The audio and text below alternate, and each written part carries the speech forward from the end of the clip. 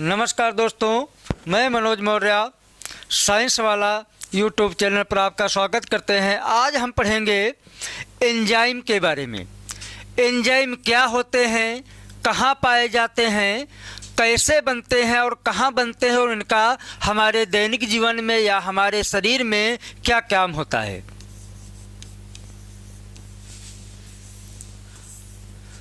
तो अगर हम शॉर्टकट में कहें तो एंजाइम एक जटिल उच्च अणुभार के जटिल प्रोटीन हैं और जो जीवित कोशिकाओं में ही उत्पन्न होते हैं। ये निर्जीव माध्यम में उत्पन्न नहीं हो सकते और जिनका कार्य है शरीर में होने वाली विभिन्न क्रियाओं को नियंत्रित करना।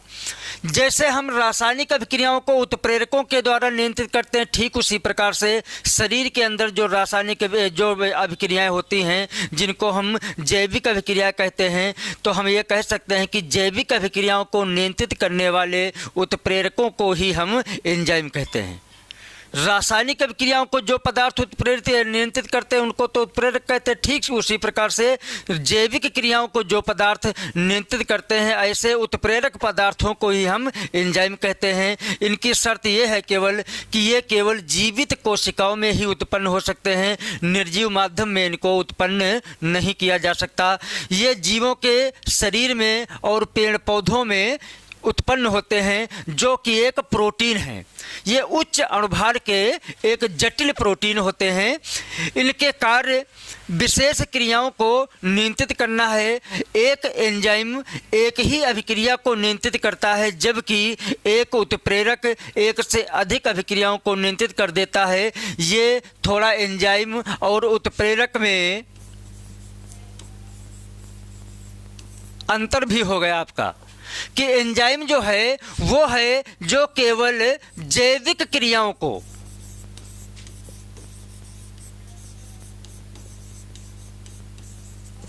नियंत्रित करता है और उत्प्रेरक वो है जो रासायनिक अभिक्रियाओं को नियंत्रित करता है।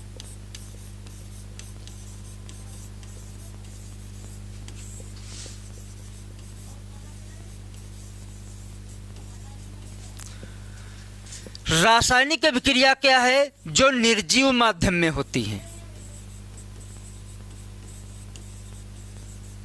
इसको भी हम जानने का प्रयास करेंगे कि रासायनिक अभिक्रिया क्या है, उन अभिक्रियाओं को अभिक्रिया क्या है। अगर हम इसको भी जानें तो हम ये कहेंगे जब दो तत्व या जो पदार्थ परस्पर मिल करके एक नए तीसरे पदार्थ का निर्माण करते हैं तो इस प्रक्रम को, इस घटना को हम अभिक्रिया नाम देते हैं। ये प्रक्रम अगर निर्जीव माध्यम में हो रहा है तो उसको हम रासायनिक अभिक्रिया नाम देते हैं। और यही प्रक्रम जैसे कि दो पदार्थ मिल करके एक पदार्थ बनाते हैं या एक पदार्थ टूट करके दो पदार्थ बनाता है, यह प्रक्रम अगर जीवित कोशिका के अंदर या जीवों के शरीर के अंदर होता है तो उसको हम नाम जैविक अभिक्रिया देते हैं।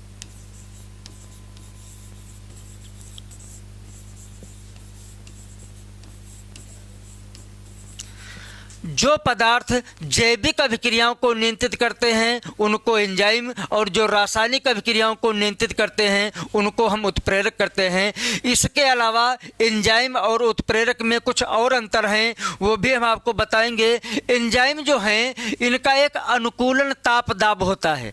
अनुकूलन ताप दाब का मतलब एक निश्चित ताप और दाब होता है जिस पर ये अपना काम करते हैं, जबकि उत्प्रेरकों का अनुकूलन ताप एक निश्चित ताप या दाब कोई नहीं होता है। इनका एक ताप परिसर होता है, उस ताप परिसर के अंदर ये अपना काम करते हैं। जबकि एंजाइमों की खास बात केवल ये है कि ये एक निश्चित ताप पर, और जो टेम्परेचर हम मानव शरीर से उत्पन्न जो एंजाइम हैं उनका अनुकूलन ताप 37 डिग्री सेल्सियस होगा, क्योंकि इतना ही ताप हमारे शरीर का होता है। इसलिए ये जैविक एंजाइम जो हैं वो भी 37 डिग्री सेल्सियस पर ही अपना केवल काम करते हैं। जब हमारे शरीर का तापमान 37 डिग्री सेल्सियस से कम या अधिक होता है तब ये एंजाइम अपना सही से काम नहीं करते हैं और जिससे हमारी जैविक क्रियाओं अनियंत्रित होती हैं, जिससे हमारा शरीर जो है रोगग्रस्त या अपने को हम किसी समस्या से ग्रस्त पाते हैं। तो इस प्रकार से हमने जाना कि एंजाइम वे पदार्थ हैं जो शरीर में या जीवों के शरीर के अंदर होने वाली विभिन्न अभिक्रियाओं को नियंत्रित करते हैं। एंजाइम में दो खास बातें हैं कि एक निश्चित ताप पर अपना कार्य करते हैं, इसके साथ साथ एक एंजाइम केवल एक ही अभिक्रिया को प्रभावित या नियंत्रित करता है।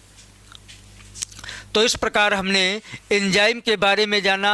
ये कहाँ से उत्पन्न होते हैं? जीवित कोशिकाओं में उत्पन्न होते हैं। इनका कार्य क्या है? ये जैविक क्रियाओं को नियंत्रित करते हैं। और ये कहाँ से उत्पन्न होते हैं? उस अंग का, उस पार्ट का अगर हम नाम पूछें तो वो होता है ग्रंथि।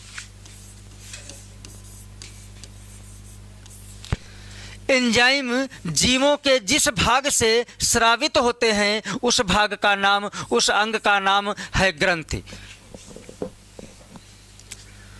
तो एंजाइम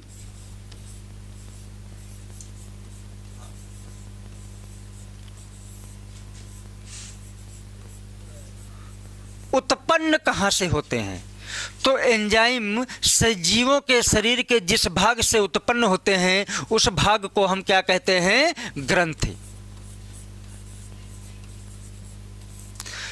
ग्रंथियां हम शरीर के उन भागों को, उन अंगों को कहते हैं जिनसे एक विशेष प्रकार के तरल पदार्थों का श्रावण होता है। और ये तरल पदार्थ प्राकृतिक रूप से, प्रकृति रूप से प्रोटीन होते हैं, उच्च अणुभार के जटिल प्रोटीन होते हैं।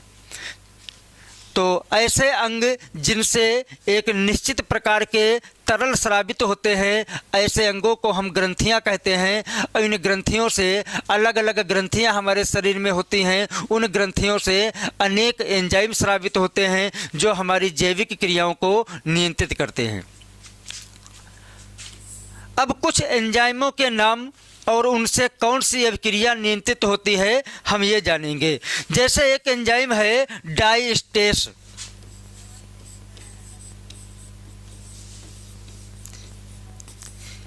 ये मनुष्य में स्रावित होने वाला एक एंजाइम है जिसका काम है, ये इसकी अगर हम अधिक मात्रा में पाया जाए, स्रोत की बात करें तो ये अंकुरित जौ में पाया जाता है।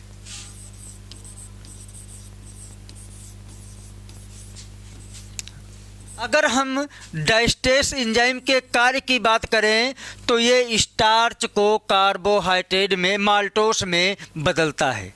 डाइस्टेस एंजाइम जो है इसका कार्य क्या है?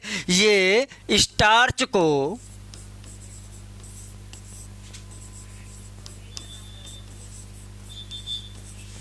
माल्टोस में बदलता है।